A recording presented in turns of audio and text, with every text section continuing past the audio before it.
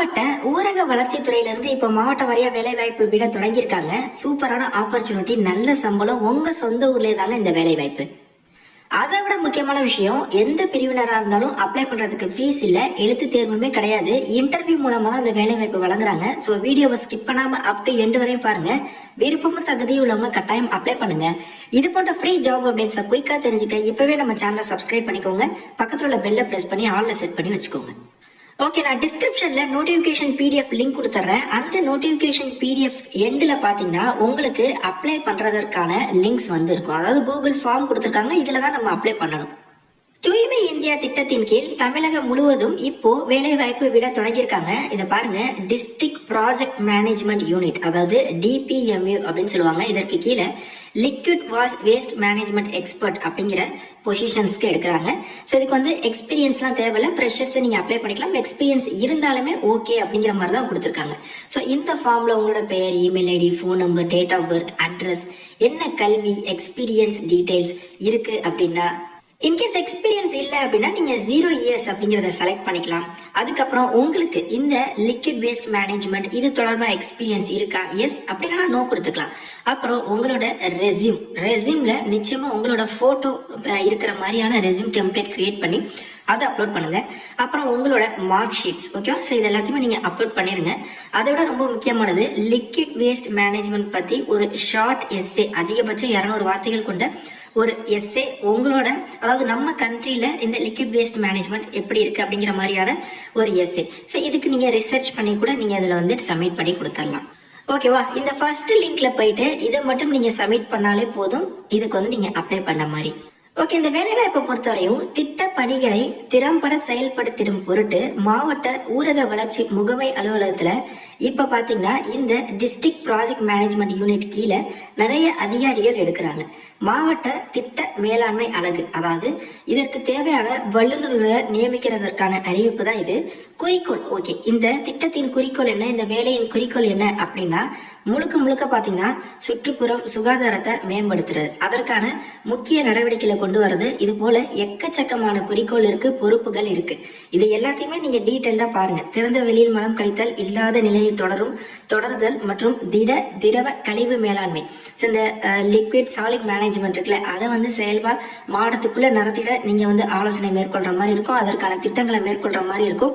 அதாவது உங்களுக்குன்னு ஒரு டீம் இருக்கும், அவங்களோட நீங்க வந்து இணைந்து இந்த வேலை வாய்ப்பு எல்லாமே நீங்க வந்து பண்ற மாதிரி இருக்கும். பொறுப்புகள் பாருங்க.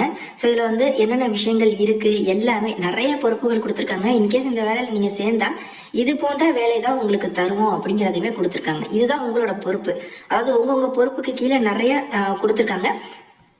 உதாரணத்துக்கு, மாவட்ட ஊரக வளர்ச்சி முகமையின் கீழ் வழங்கப்படும் அனைத்து பணிகளையும் நீங்க வந்து மேற்கொள்ற மாதிரி இருக்கும். முழுக்க பாத்தீங்கன்னா தூய்மை இந்தியா, அதாவது நம்ம மாவட்டத்தை நீங்க முழுவதும் தூய்மையா வச்சுக்கிறதுக்காக என்னென்ன அரசுகள் வந்து திட்டங்களை கொண்டு வராங்களோ, அதை வந்து மேம்படுத்துறாங்களோ, அதை நீங்க பொருட்டு நீங்க அதை எல்லாத்தையுமே செயல்படுத்துற மாதிரியான வேலை உங்களுக்கு கீழேயுமே நிறைய ஆட்கள் வந்து கொடுப்பாங்க. நீங்க இந்த பொறுப்புகளை 1 by 1 எல்லா பாயிண்ட்டுமே படிங்க. உங்களுக்கு அதை பார்த்தாலே உங்களுக்கு ஒரு ஐடியா கிடைச்சிடும். ஓகே, கல்வி தகுதி மற்றும் முன் அனுபவம், அதாவது கழிவு நீர் மேலாண்மை நிபுணர், ஒரு காலிப்பிடம் இருக்கு. இதுக்கு வந்து நீங்க என்விரான்மெண்டல் இன்ஜினியரிங் அப்படின்னா பிஇ சிவில் அப்படி முடிச்சிருந்தீங்கன்னா அப்ளை பண்ணிக்கலாம். முன் அனுபவம் பார்த்தீங்கன்னா 1 to 2 வருடம் பணியாற்றிய முன் அனுபவம் வந்து இருந்தா ஓகே, பட் முன்னுரிமை அளிக்கப்படும். அதாவது முன்னுரிமை இருக்கிறவங்களுக்கு, எக்ஸ்பீரியன்ஸ் இருக்கிறவங்களுக்கு முன்னுரிமை தான் வழங்குறாங்களே தவிர கண்டிப்பா இருக்கணும் அப்படிங்கிறத அவங்க சொல்லல. மாத ஊதியம் பாருங்க, 35,000 உங்களுக்கான மாத ஊதியம். அதே மாதிரி அடுத்த பதவி தகவல் கல்வி தொடர்பு ஆலோசகர், 2 பதவி இருக்கு. இதுக்கு வந்து நீங்க மாஸ் கம்யூனிகேஷன், மாஸ் மீடியா இது தொடர்பா படிச்சிருந்திருக்கலாம். அதே மாதிரி மக்கள் தொடர்பு, நீர், சுகாதாரம் மற்றும் சுத்தக்கல்வி இது தொடர்பா நீங்க வந்து படிச்சிருந்தீங்கன்னா உங்களுக்கு முன்னுரிமை அளிக்கப்படும். இதுக்குமே 2 to 3 வருடம் அனுபவம் கேட்கறாங்க, பட் கட்டாயம் இல்லை. 25,000 உங்களுக்கான சம்பளம்.